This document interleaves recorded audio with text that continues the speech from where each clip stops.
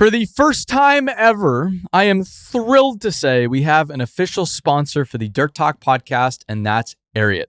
I've worn Ariat boots on every job site I've visited over the years, traveling in them across 5 continents. More importantly, I have yet to find a single project where working folks, unlike me, are not wearing Ariat boots and workwear in every condition imaginable. And there's really good reason for that. And that's because it's phenomenal stuff. And the more I've learned about Ariat and the company, the more I've loved their brand. So with this, Ariat is offering any Dirt Talk listener 10% off their next Ariat order at ariat.com/dirttalk. That's 10% off boots, jeans, and workwear at ariat.com/dirttalk or at the link in this episode's description. With that, let's get to the show. Yeah, bike's not one thing that I've looked at and I'm like, I'm more of a car guy. Mm-hmm. I wouldn't mind a nice car one of these days. What's your dream car? I really, at one point, I will get a Porsche GT3. Nice. In an obnoxious color with an obnoxious spoiler, obnoxious aftermarket exhaust, just a silly car. Yeah. Andy Frisella, he was on his Instagram last night and he was talking about his cars. It was like, ask me anything about my cars. And it just gets me, it gets me fired up because he talks about, what his favorite car is and, what was his first exotic. And I think a lot of people don't understand it. They don't understand it in a lot of ways, but it's like, I think materialism is what has driven humanity to become humanity. And so people that say they're not materialistic, it's like, I am like turning the other way. I'm watching out for you because you can't even admit that. I'm out, man. Yeah. And so from his perspective, it's like the materialism is what helped him through business a lot of days. And it for sure motivates me a lot of days. 100%. Like, I live above somebody's garage right now. Mm-hmm. I don't want to live above somebody's garage the rest of my life. Right. And this is the way out of that. So I better keep working. Well, and as a married guy with 2 kids, I'm motivated by not only my vision, but by my wife's vision and my kids' vision. And so, you're working for a whole lot. But that's motivating to me too. It's like, future family. I want more options. Yeah. Money equals options. That's right. That's all it is. Yeah. All it is access, options, flexibility. Yeah. So the more I could set myself up for a future state, let's go. Yeah. Let's go. Totally. Yeah, that's interesting. Yeah. I, bought a truck in 2021. There wasn't a lot of options when I was buying my truck. That's probably one of the worst times in modern history to buy a vehicle. It was especially terrible. A truck. Yeah. But, I had to give up the corporate car. Yeah. And needed a vehicle. And it was on the lot. And so, you had a company car, huh? Yeah. Oh, yeah. Had it made. Yeah. Yeah. I got, my first construction job, I had a company truck. Oh, yeah. And I thought I was so damn cool. Of course. So cool. It was like an older F-150 too. It was like, when was it? I guess it was 2017. And so it must have been like a 2010. Yeah. And I thought I was so badass. Just driving a company truck and look at me. I think the novelty wears off, but it didn't wear off for me quite yet. I will say though that like free is nice. No oil changes, gas card. Something I was in goes wrong. Texas. You had a toll tag on it. Yeah. Take the toll lane whenever you want. No problem, man. Yeah. So now like life's a little different. Yeah. It is. Good. But these kids graduating from construction, you have a $70,000 salary, company phone, and a company truck. No questions. Yeah. And full benefits. Benefits. A lot of times it's funny. People forget like benefits are a benefit until, it's like they appreciate them, but they kind of don't. They kind of become complacent to a benefit until you take something away. Yeah. But man, benefit packages these days are incredible. Yeah. Oh, yeah.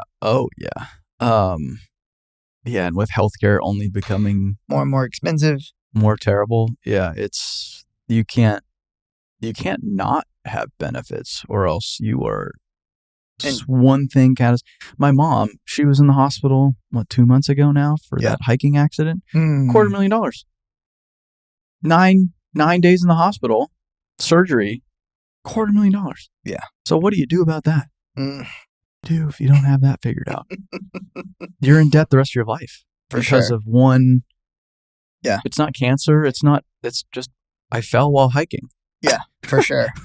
It's interesting though, because I didn't, like growing up, high school or even college, I didn't get a lot of coaching on the full package of what to look for in a job. Yeah.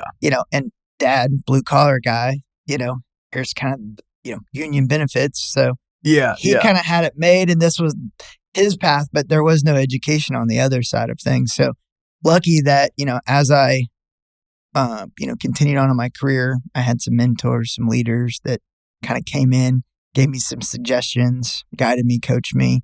I wish I would ask more questions. Probably could have learned a lot more back then, but it's definitely something that, hopefully young people are appreciative of all the benefits that they get.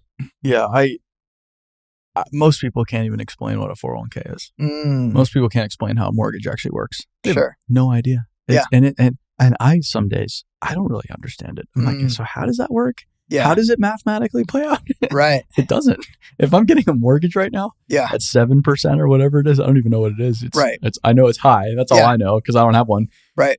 How am I going to pay that off? Right. And that's one of the biggest issues for my generation right now when it comes to voting in this election is affordability. Yeah. Because people, like, it's funny, my dad's generation, they bought these houses. They've appreciated like crazy. They think they're smart. They think they did it. Right. And so they've made all this money, but then they've driven up the market to a point where it's completely unaffordable. And then now you have interest rates. Now you have BlackRock coming in, and my father helps them orchestrate and architect this, unfortunately, as well. He was working for the evil empire. And now they're, they offered all cash. How does everybody have all cash? People don't have all cash. BlackRock, though, has all cash. Yeah. Yeah. Well, and companies out there, Zillow and whatnot, they were buying all these houses up. And so all these corporations in different countries came in and they bought the whole section of neighborhoods. The Chinese. Yeah. I mean, it's just unbelievable from an inventory standpoint. Like, it's no wonder you can't find anything. It's because people are buying the whole section. Well, and now there's these antitrust suits coming out. There's these softwares that have aggregated rent prices. And it is, if, a bunch of CEOs get together and agree on rates, that's collusion, as you know. That's illegal, as you know. Yeah. But now they're using software to aggregate all of the rates and then build these pricing models that sometimes price people intentionally out of apartments or houses. Because even with that vacancy, the increase in rental rates will be better for the corporation over time. Yeah. And then all of the corporations owning these units within the same city are working off the same model. So now they've figured out, wait, this is straight collusion. This is even worse than collusion. This is no one wins here but you. And this cannot happen anymore. And all this stuff just came out like a week ago, 2 weeks ago, recently. Yeah. Even this one big software company just got in a boatload of trouble. Like the company's going away. Yeah. Anyway. Well, the numbers came out as shows inflation's going down, but I just went to the grocery and I can tell you it's still expensive. Yeah. Chicken is up like 40% since January, something 100%. Like that. But we're not here to talk about economics. Good. Economics are important. Sure. I listen to a lot of news and economics. I do try to keep up. The reality is, though, that infrastructure spending is still very high. And contractors have big backlogs. Yes. And they don't know how to staff their workforce. Correct. Or staff their projects. So we still have a very valid problem to solve as a business, which is a great thing. We're coming off Knife River 2 weeks ago. Incredible. How was that? What are your after you've been able to reflect upon it? just an evolution in what we've been doing. We started with peer grouping, then we had First Form, 100 people. Now we had 215 plus people, just working with, an incredible organization like Knife River, incredible speaker lineup, early adopter, innovator type people, winners that are, attending these events, challenging themselves to say, hey, we're good, but we want to be great, or we're great, but we want to be even better. Mm-hmm. I get a lot of energy, from the people who attend. But I have to pinch myself every once in a while because I feel fortunate. Like, I would pay to go to this event. The speaker lineup is just incredible. I mean, it's like we're hanging out with, JP Donnell and, just incredible workshops and able to learn and grow. And people are networking and talking about challenges and how they're solving problems. So overall, major positive response. The sales team wrote cards to people. We were doing some emails last week. And, one of the things that was interesting was as we were confirming addresses and stuff, unsolicited, people are like, see you at the summit. Mm-hmm. And so I think that it's just really cool to see how this thing is evolving. Yeah, it's building trust takes a lot of time in this world. Yeah. Because it's not a very trusting world. Right. And as much as I want to just, yes, one summit's all it takes. That is not at all the case. No. We have a long ways to go. We're going to somehow work harder this year to sell this summit out. Yeah. I've just accepted it. It's like, I've lied. I've lied to myself for long enough. Oh, it's going to be easier. It's going to be easier. No, that's not how it works. Yeah. It is just one person at a time. Mm-hmm. But then once you see the light go off, oh yeah, this is different. Right.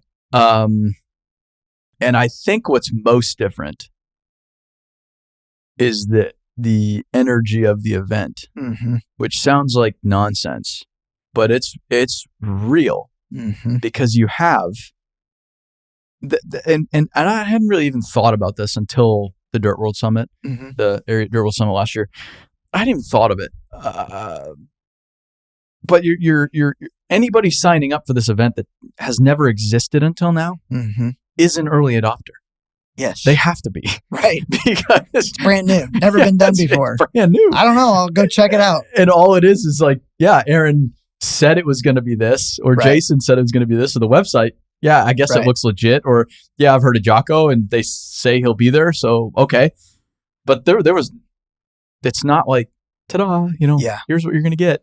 And so in doing that, you get everybody from like the cream rises to the top mm-hmm. in a way. You get everybody really thinking about how we do things differently. Right. There. Yeah. Which is crazy. It's unbelievable. It's that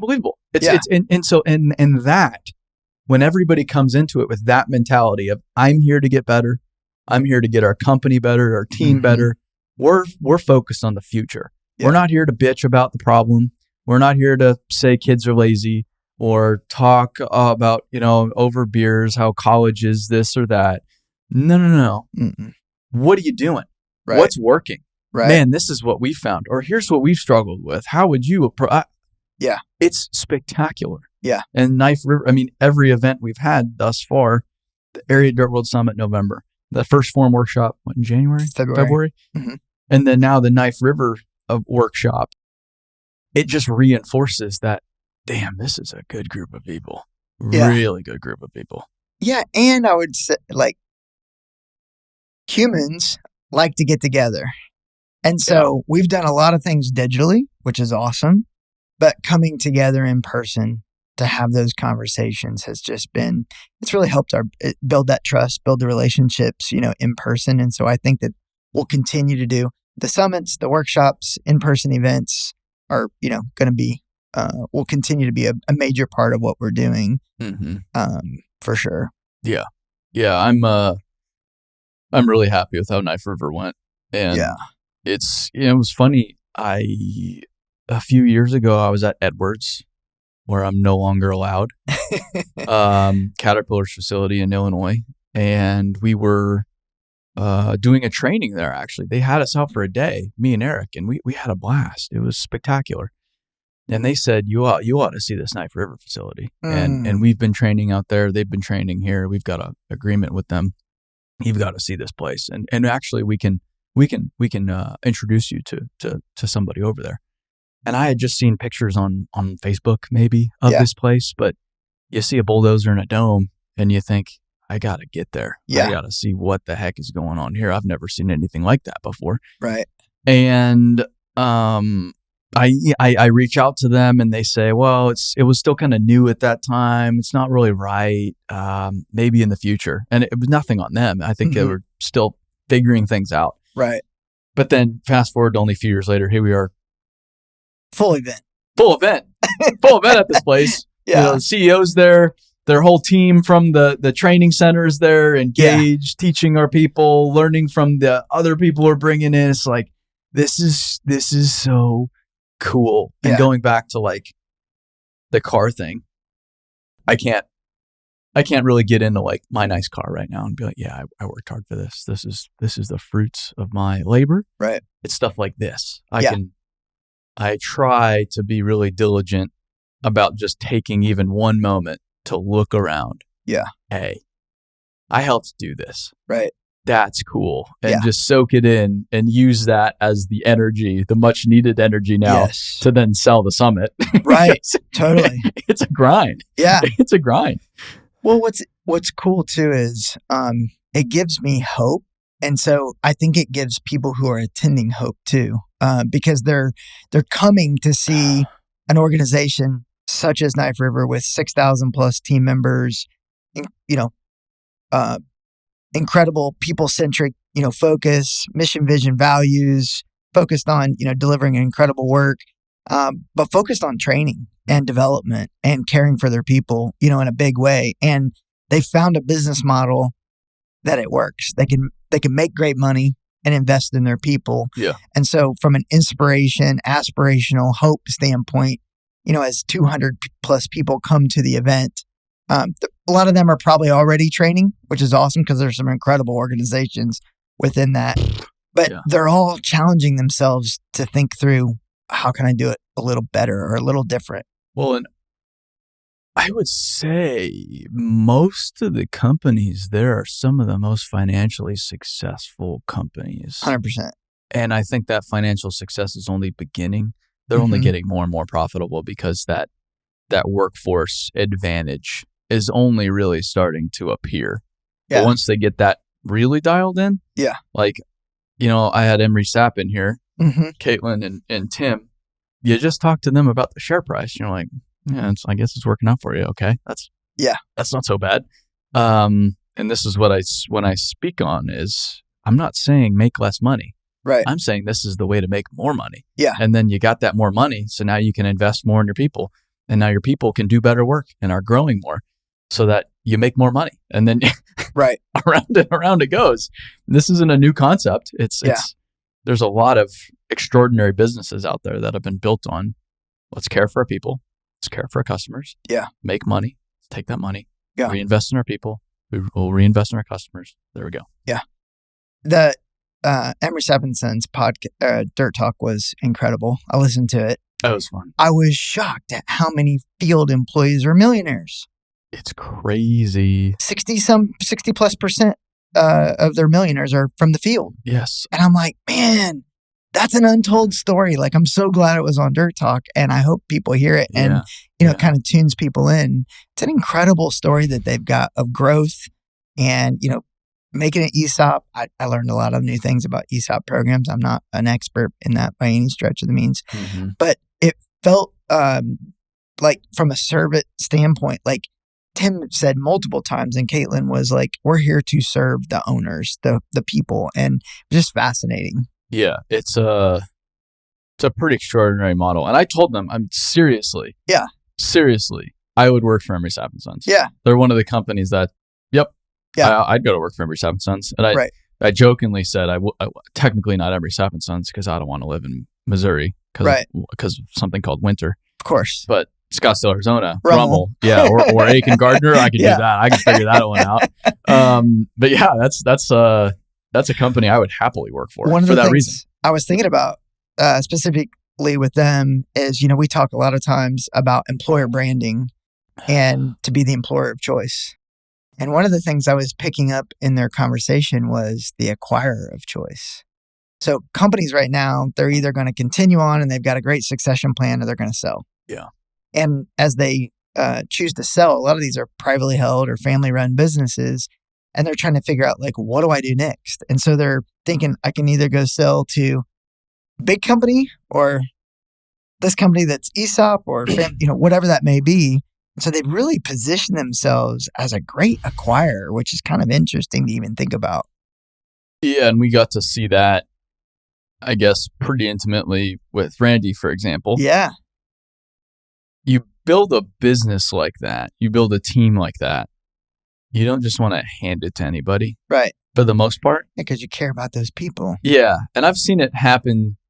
There's been some acquisitions where I'm like, that's a head scratcher. I don't know how that's going to go. But then some people really spend the time figuring out who best to hand the company to. Yeah. And that's when it becomes extremely important. Yeah. And their model is quite interesting too, because they don't come in middle of the night and slap Emery Sapp and Sons on every machine. Yeah. And give everybody a new hard hat on Monday. Yeah. And say, all right, here's the way we're doing business. Mm-mm. They basically just say, we're buying you because you're a great company. Yeah. We want you a part of this organization. We're going to share our resources with you. We're going to share this ownership model with you that's very unique, but just keep doing what you're doing. Yeah. Please, because you've got a good thing going. Yeah. And I found it fascinating. They were like, you have to be a profitable organization in order for ESOP to really work. You have to be a profitable organization for any business ever to work. The only the only organization in the world that doesn't have to be profitable is the U.S. federal government. That's it. Correct. Just because the United States dollar is the world reserve currency, and if that goes out the window, which it seems like it's on its way out, we can just spend as much as we want. But it's like that's not how anything else works. Right. It doesn't work that way. No, it doesn't work that way. Right. And it's just so. That's what I'm trying to work on within our business, and going back to people don't understand these basics. People don't understand how business works. They have this narrative of business that is take, squeeze, squish whoever's in your way, and extract as much money as possible. That's not really how it works. Yes, BlackRock, sure, yeah, there is a lot of that out there. There's a plenty of it, but business capitalism is what's really shaped our world since the beginning of time. It's why we have what we have in our lives. It's all been down to capitalism and business. Does it have to be reined in? 100% it does. Right. Like we were just talking about the price fixing. Yeah. Oh boy, yes, you have to. Hey. Let's pull back a little bit here. But the fundamentals of it, it's just money is like an icky subject. No one wants to say they want to make money, but everybody needs money to pay their mortgage, to send their kids to a good school, to go on that summer vacation, to have the car that fits their kids, to feed their kids good food, to give their kids that life that maybe they haven't had to, that maybe they haven't been able to enjoy, to have that retirement so you're not working until you're 77 years old if you don't want to. It's what makes this whole world go round. Yeah. And so there's this tomorrow, the Leadership Lagoon is going to be about extreme ownership. There's just this victim mentality of, oh yeah, the company that I work for is out to get me. Man, if you reverse that and say, how can I make the company I work for as much money as possible? Yeah. Do you think they're going to be upset about it? Yeah. Do you think they're not going to pay you more money? Yeah. Do you think they're going to be thinking twice about where you go and what position they put you? Like, no, because if you're making, they want more money. They want to solve more problems. They want to create more value. We want to go create more value. We want to grow our business. So the people that are helping to grow the business are on the top of my mind right now. Top of my mind. And I'm going to be sure that they're the ones that are taken care of first. That's right. Because that's just how it works. Yeah. And so, I transparency wins helps us because we are able to share how our business works and this and that. But there's still oftentimes a gap. And there's people coming into our business all the time that have been at these more traditional businesses with everything closed book, shut up, do your job. But that's just not how it works here.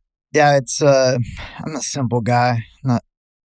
Dad has taught me since I started in construction that every decision you make is you treat it like it's your own, like as if you own the business. Would you make this decision? Would you do this if you own this organization? And how much time would you put into whatever effort it is, or anything that you're doing is worth doing extremely well to ensure that you're adding value for whatever it is that you're doing. And so having that ownership mentality in everything that we do, growing the business is vital. One of the things we've talked about with the sales team a lot is, it's you don't turn the lights on for free. Like everything has a cost. And so as we're talking with customers, it's things like, hey, if you enjoy Aaron's social, the vlog, if you enjoy, the things that we're providing, like the way that you can help us out is to be a customer. Yeah. Do business with us. Please. Do business with us. Come to the summit. Yeah. 100%. Come to the summit. Come to a workshop. Like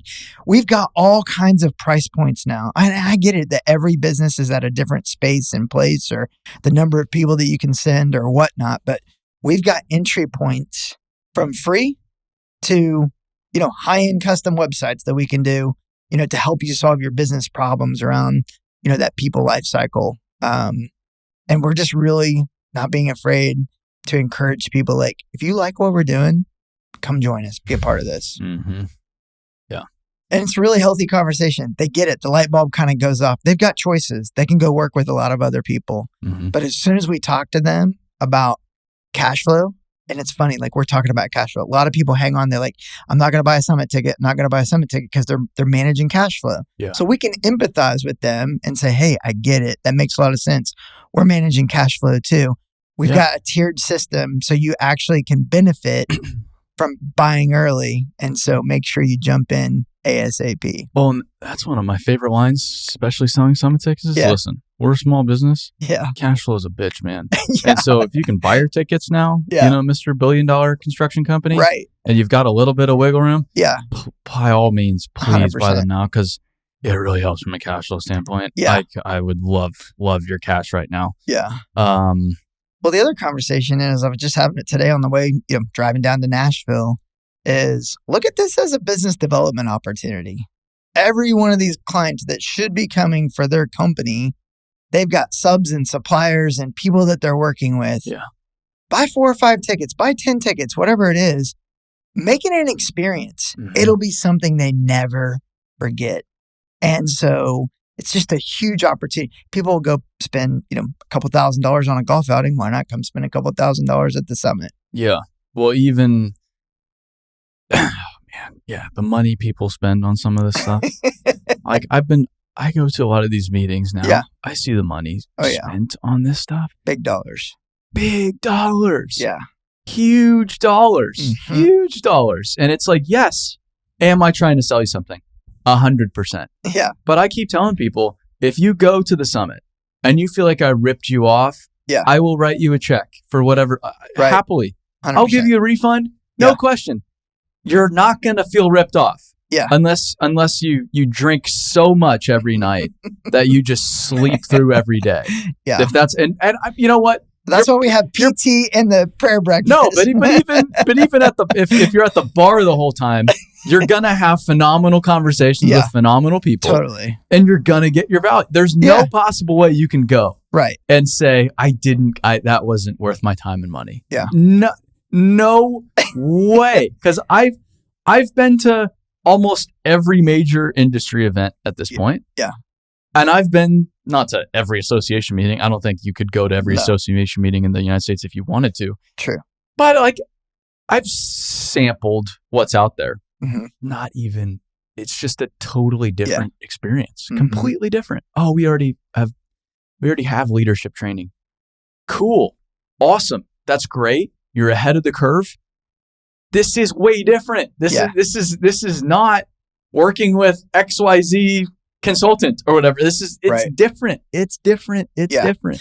Well, and just being in the room with 1,200 owners, leaders, operational leaders, field leaders, et cetera. The vibe is just, it's a bunch of sponges. Yeah. And it's like they listen, they learn, and then the conversations are, well, what'd you think about this? And what'd you think about that? And how am I going to apply this? And how am I going to take that back and implement? And so to me, you get out of it what you put into it. And everybody that's there is there to learn and grow and then take it back and implement it within their organizations.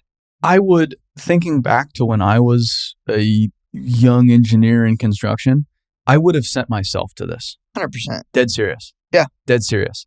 And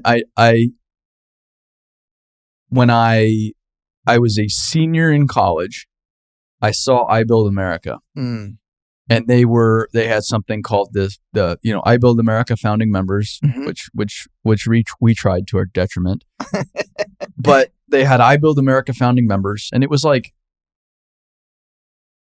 $2,000, I think it was. Mm.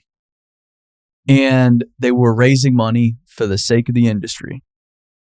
And I really thought about that $2,000 because I was making pretty good money in construction at the time. I'd invested, I'd saved. I just recorded a podcast about my financial history 45 minutes ago. But $2,000 is a shitload of money. Sure. When you're 22 years old, that's right. That's a shitload of money. Mm-hmm. But I wanted to invest in the industry and myself, and so I was one of the only individuals on that list at 22 years old. Not for the recognition or anything. I just thought it was a good investment, right thing to do. Fast forward to when I'm interviewing to lead I Build America, months later, this didn't get me the job, but it certainly helped to say I'm a founding member. Yeah. And that's not why I did it. Right. But coincidentally, it's like I made an investment in my future. Yeah. Because that's what it takes. Right. You're not handed shit. You don't deserve shit. Mm-hmm. No one cares. Yeah. You have to go get it. And so I knew, because that's how I'd seen it modeled my whole life. If I want it, I need to go get it. So I invested that $2,000 into me as an individual. Mm-hmm. That was my mindset. And so if an event like this came across my proverbial desk when I was then 22, 23 in construction, I would have begged the company I was with at the time to send me. Right. They probably would have said no. Yeah. and then I would have said, okay, I'm going to take vacation. I'm going to drive down to San Antonio, and I'm going to spend the money to go. Yeah. Because even if your company's not willing to, and not that I want a bunch of kids spending that much money with us. Right. Like, we'll work something out if you're a kid wanting to come, honestly. Sure. But that's how much value is here. Yeah, totally. So several things are running through my mind. One of the things that you've taught me is, life is all about experiences, and it becomes a story.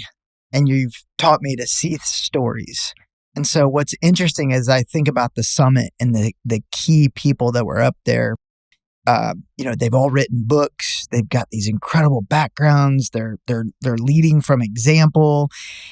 But then you walk away from this 3 days of just incredible, information coming at you and the networking. Then you can go read their books and do their podcasts and then go have incredible conversations. And, as you're working with clients or customers or this, that, and the other, now you're talking about, conflict resolution and, the 4 laws of combat or whatever it is that you're learning from this. And you can share that as a, subject matter expert with your clients. And it's like, people get to choose. Do I want to do business with person A, B, or C? So it's a chance to build your personal brand by coming to these experiences as well. And the more value you bring to people, yes, the more valuable you are. Right. For anything. Yeah. For anything. Yeah. Just across the board. That's just how it works. And so I'm just so fortunate with the world I grew up in. I've never subscribed to this bullshit that is, if you just apply this little secret formula or this little trick, or you buy this course or come to this seminar, you're going to have it figured out. It doesn't work that way. Yeah. You have to go develop yourself into someone worth knowing. That's right. Before people want to know you. That's right. Before people want to invest in you. Yeah. Or, say, I want a mentor. I want someone to invest in me. Well, people don't want to mentor people that aren't hungry. Right. So you need to demonstrate that you're investing in yourself. You're serious about getting better. Yeah. And by doing that, you're going to find the people that are going to then invest in you. Yeah. But I'm not going to invest in somebody that's not willing to invest in themselves first. Right. That's just how it works. Yeah. It's how it works. Totally. And so everybody, and is like on the mentor thing, everybody's looking for the right person to like, come along and, hey, come on down here. I'm going to show you the way. Yeah. Just follow me. It doesn't work that way. Yeah. Well, you just made a post here not long ago talking about just ask. Yeah. Just ask. Nobody knows unless you ask. Yeah. And so, out of the summit last year, it was interesting. I got a call. They said, hey, love this company. Heard about, all the great things that they're doing. I would love to be able to do a benchmarking. You got one company out west, one company down southeast. It's like, all right, no problem. We'll help make that connection. And sure enough, here in a few months, we're going as a group to do a benchmarking exercise because they ask. But they wouldn't have known to even ask had they not been at the summit. I'll go even more granular than that. Okay. There was only one person that wrote a letter saying, I can't afford it, but I want to be there. Yeah. What did we do? Gave him a free ticket. Of course. Yeah. Connected with him on LinkedIn. We've stayed connected. The only person. It's like, what? Yeah. And then I say that. Right. I say it on the podcast or on social media. I think I said it on social media. Yeah. And I put up a story, 30, 40,000 people see it. Yeah. Quick. Yeah. And then first forum comes around. 2 people ask. Right. Yeah. Right. So you say, don't open the floodgates. Now everybody's going to be asking. 2 people. And then what happened? I would love to have to solve that problem. Come on, man. It's like, come on. And worst case scenario. Yeah. Kick rocks. Right. Oh, no. Now my ego hurts a little bit. I'm humiliated. Okay, cool. That sucks. Yeah. It's not fun to get told no. If like getting told no, fundraising especially, one of the most miserable experiences of my life. Sure. Getting your hopes up. No. Right. But we got a yes and a yes over here and a yes over here. And all of that way outweighs the no's. You can put all the no's together, put the few yeses together. Yeah. I'll have those yeses over the no's any day of the week. But the only way you get those yeses is all the damn no's. Yeah. I had a leader that used to have a saying, and it was no shot in the air, no game on the ground. Yeah. And I'm finishing this book, Fanatical Prospecting by Jeb Blount. Sales team's reading it right now. And, it sounds crazy, but the hardest thing to do is just pick up the phone. It's like, just make the call. It's tough. I still struggle with it. Yeah. At times you got to talk yourself into it. Like, yes, I can get through this. I can do this. But as soon as the call is over, it's like, oh, that wasn't so bad. Like I get through it. Okay, I can do this again. I can do this again. But, once you've accepted, you're going to get some no's. It's part of the process. Yeah.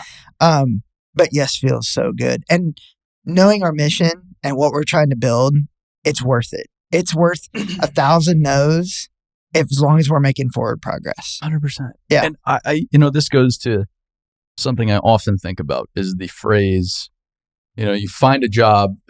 It's so overly quoted. Find what you love. You'll never work in your day in your life. Dog shit.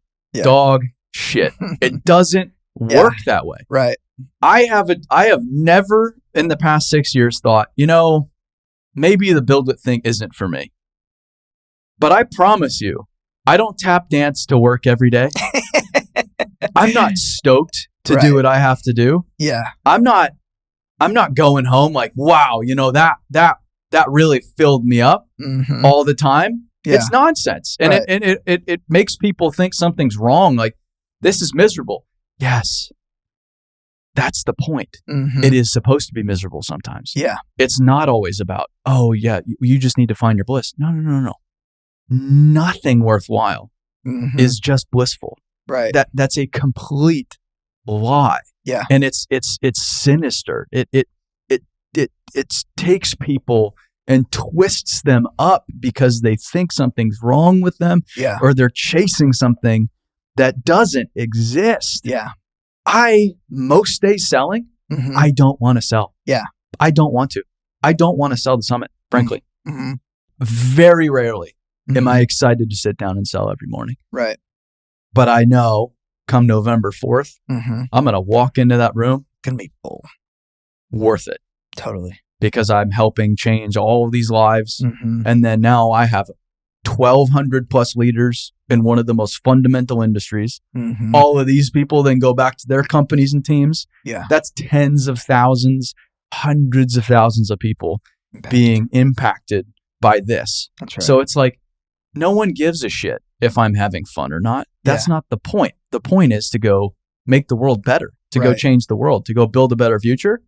So if I have to go get told no every day, cool. Awesome. Let's do it. And it's not to say some stuff isn't. There's a lot of enjoyable sales calls. Of course. Or you get those 15 tickets across the line. You're like, yeah, that felt good. Yeah, man. But I just, people are so lied to nowadays that everything's supposed to be fun and you should be happy and find it's not how it works.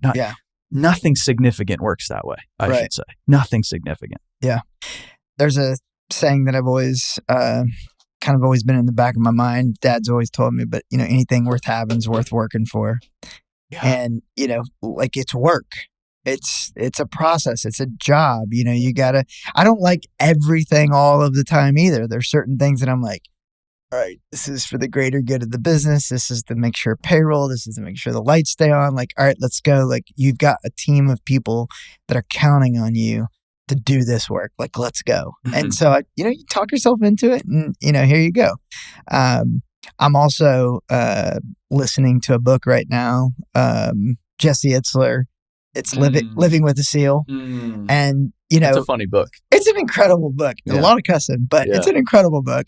But just, how uncomfortable you have to get to accomplish anything. Like, there's a certain level of uncomfortable and things that you don't want to do that you have to do in order to achieve whatever it is that you want to achieve. Yeah. Well, and going back to the point we just talked about, he got this Navy SEAL to live with him for a month.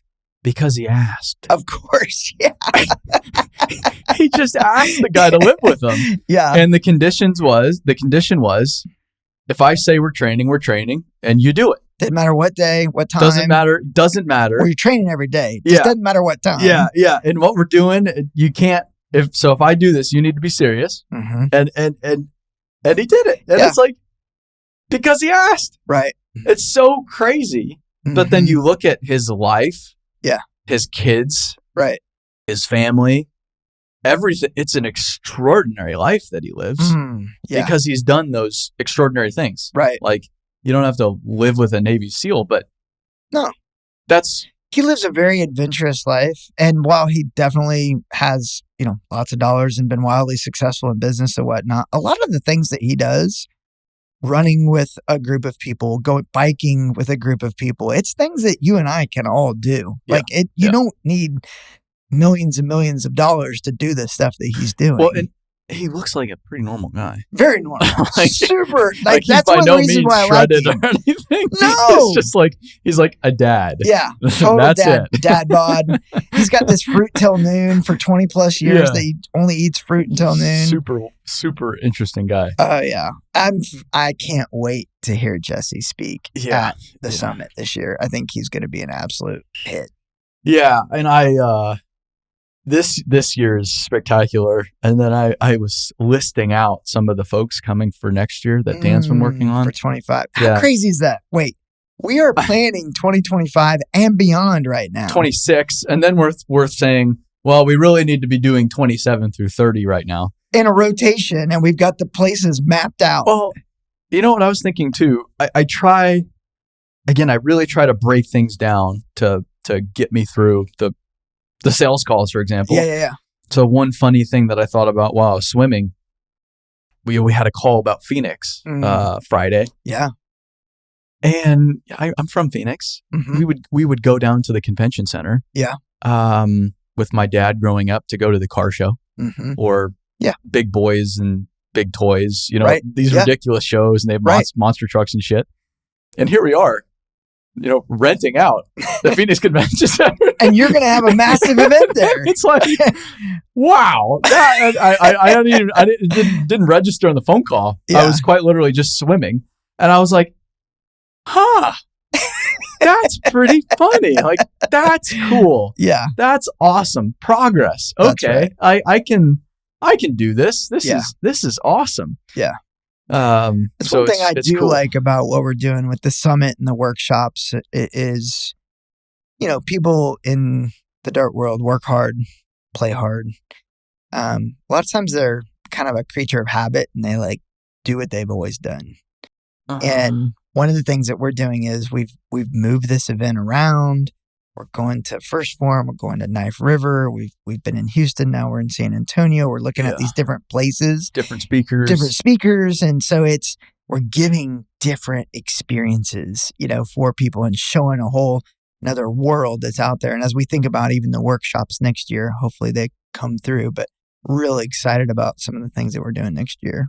Yeah, but then I talked to Dan about next year going back to keep it simple, stupid. Yeah. I was just thinking about it. We're trying to, all right, cool. We just had the Knife River workshop. Mm-hmm. Now we need 2 places that are even cooler. Mm. And I called him up. I was like, why not just go back? Why not just go back? Because yeah, it's pretty incredible. It's pretty incredible. And there's another 200 people that need to see that place. And even if it's the same people, we can go create a different experience. That's right. Like, what if we have JP come in and do an FTX? Yeah. It's not mandatory, but volunteer to come in. That would be cool. And okay, Herb, you're on the construction crew. Yeah. You're raking asphalt on this crew, and we're going to run through a scenario. Oh, like SimCity. Yes. Do it. Yes. Actually. Yes. Yeah, that would be incredible. That'd be fun to actually see. That'd be awesome. The people from the participating. Yes. Oh, I like that a lot. Yeah. I maybe that doesn't happen. I'm just. We got to have a dream first. Yeah, we're just making stuff up. Yeah. But it's I think one of the coolest facilities in the United States, and we have a great relationship with them. So we have more freedom there than any other facility. That's right. So it's like, why not just keep it simple, stupid? Mm-hmm. It's a value for a reason. I like that. Let's simplify. Mm. And let's establish, hey, let's just do it the same spot. Yeah. No, I like it. Makes sense. So makes a lot of sense. That was the idea on Friday. Yeah. But yeah, as it came up, it wasn't even my idea. It was Glenn at Baranco. He texted, hey, are you having that event next year? Because we'll send more people. Oh. And I was like, I told him, no, I don't think it's going to be there, but we'll have something. And then I sat there thinking, I was like, yeah, what are we doing? Yeah.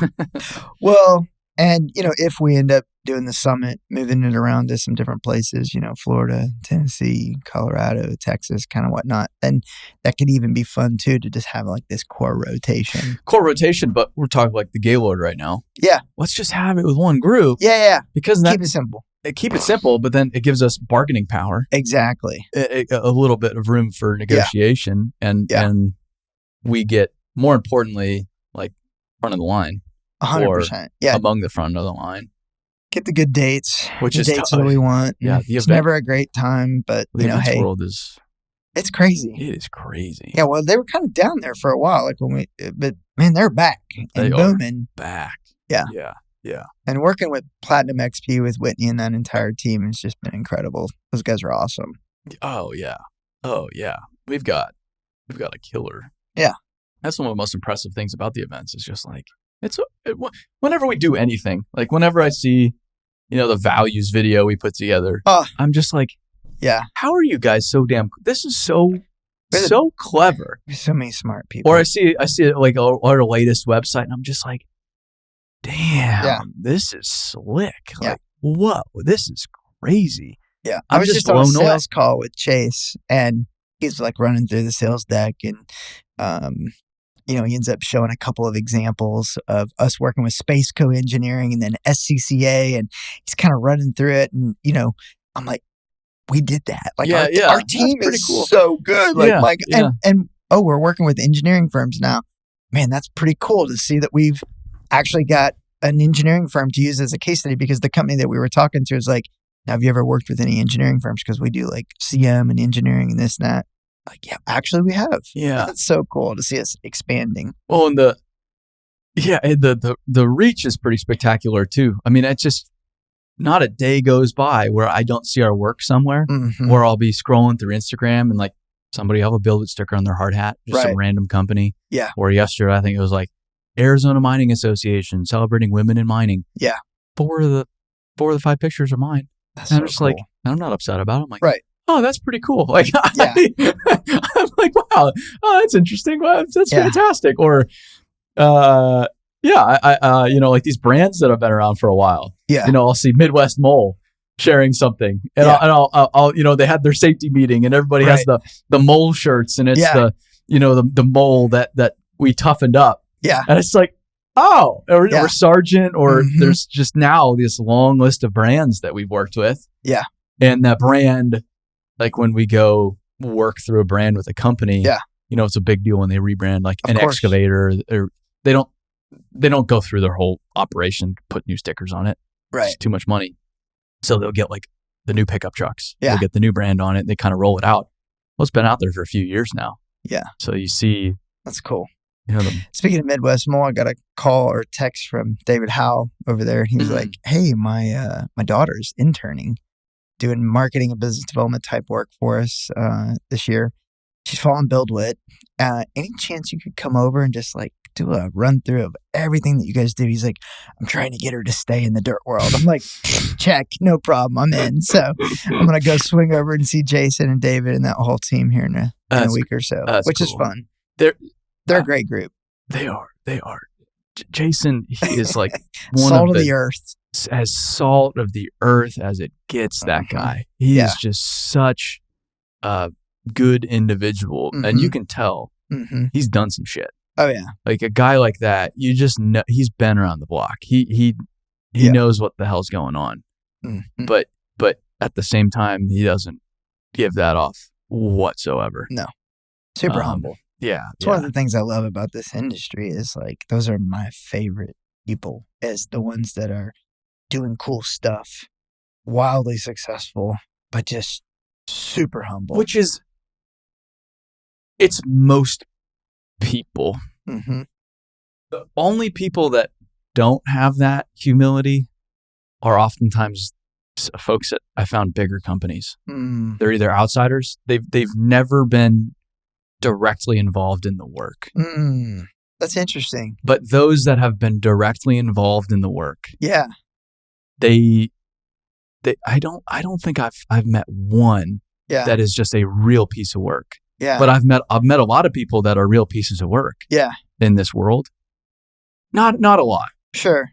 A lot of GCs. But no, not a lot of civil folks, but the people that they haven't done the work. Well, you lose your ego at boot camp. It just beats it out of you. I mean, I met with 2 very large construction company chief executive officers in the past 2 weeks. One of them, Knife River. Yeah. He was at our event. Yeah, Brian. Incredible.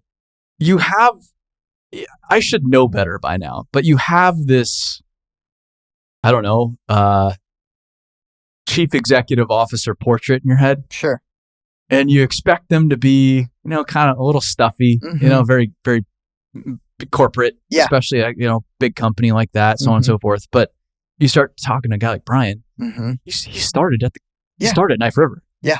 He's worked there his whole life. Right. And then the other guy I talked to, he started as an intern at the company. That's so cool. And has just worked his way through the company and is now chief executive officer of one of the oldest, biggest construction companies in the United States. That's so cool. both of them were just as genuine as it gets. Yeah. As genuine as it gets. Mm-hmm. But then sometimes you'll have an outsider come in. For whatever reason, you just don't get that feeling from them. Right. Yeah. No, that's 100% true. And it's one of the reasons why I think I enjoy the echelon front guys and like we mesh well is because they've kind of been there and done that. And while they show up and they're incredible and they're way smart, they're just super humble. Yeah, but they have a confidence. Of course. A certain confidence. Hey, when it comes down to it, I know I will get shit done. Right. But then, they have that. It's that dichotomy. Mm-hmm. You've got to be confident, but not cocky, as Jocko says. Mm-hmm. You get confident by doing and by learning and by making mistakes and by doing the hard work. Right. But then you also have to keep your mind open to whatever's next. Yeah. One thing that was interesting. I don't know if did you walk back to the dozer that was up on the mound of dirt at Knife River? Yeah. So I walked all the way around and then up top and then was standing on top of that mound of dirt next to the dozer, looking back up towards the stage. Uh-huh. And it's when I really got a perspective how big that facility really is. It's really big. 80,000 square feet is massive. No, I ran last year and I ran quotes. It was on autos. Blade, a 140 in there. Okay. You don't really think about running out of room. Yeah. You're not really running. You're not really running out of room. You can very comfortably learn how to grade effectively in that building. It's that big. It's that big. And it's it's cool. There's other facilities like that. Sure. There are. Yeah. But I don't think there's another one where that's so open to really hosting people and bettering not just themselves, but the industry. Yeah, they invite their competitors in to train there. That's so shocking. I mean, their biggest competitors. Yeah, are there. You said, CRH. Yeah, flew in to come check it out. And they weren't asking us, well, who's coming? No. And they're their biggest competitors. Yeah. We're all there. 100%. A lot of them. Yeah. And but there's no suspicion or closed-mindedness, any of that. It's so genuine. Hey, we made this map, and they could so easily just be like, say, this is ours. Yeah. This is ours. Get out of here. Right. Easy. Mm-hmm. I know other places like that, but instead, come on down. And that to me is just the coolest thing in the world. Yeah. That was incredible. I mean, the food was great. We had, making all of our own meals and fire pit out back and the classrooms, super clean, super neat, super tidy. I mean, just an incredible space. Technology was great. Yeah. Yeah. Cool. Well, I don't know what this was worth as a internal podcast, but yeah. I don't know how long we've been going. I don't even know. An hour. Yeah. I get in here. I have no idea what we're going to talk about. I just trust that we're going to have a conversation and we'll see what happens. Yeah. A friend of mine actually is going to be on the podcast tomorrow. That's cool. Scott Lidster. He flew in. I feel like he came from Africa. Interesting. Yeah. It's a long ways to get to Nashville. Well, he's from Australia. He's an Australian. Yeah. But I feel like he was just in Africa before this. He does training, all that to say, it's just cool. This format is so cool. Yeah, I love it more and more and more because it gives it we would never have a conversation like this otherwise. No, 100% not. Just no agenda. Right. I mean, maybe, but I don't know. No, it gets pretty deep. I like it. It's really good. I'll just say this, whether it's internal or external, I've just kind of been like, whatever. It's going to go wherever and it's all good. It'll be both, I think. Okay, super cool. Darren Early spoke at Knife River and he talked about... I'm going to have him on the podcast. Oh, you are? Mm-hmm. Oh, that's fantastic. Yeah. That excites me a lot. Well, I won't ruin it all, but he talked about, to be loved, you need to be seen, known, affirmed, and blessed. And I would just say that, as we're thinking about our BuildWitt team and all the hard work that they're putting in, man, we see them. We know how hard they're working. The work they're doing is absolutely amazing. And we're so blessed to have them on our team. So just big thank you to everyone on every team. You're delivering extreme value for our clients, which just, continues to help us grow. And thanks for all that you're doing. Super incredible. 100%. Yeah. And I think you, me, ELT, we're trying to do our best to support how we can.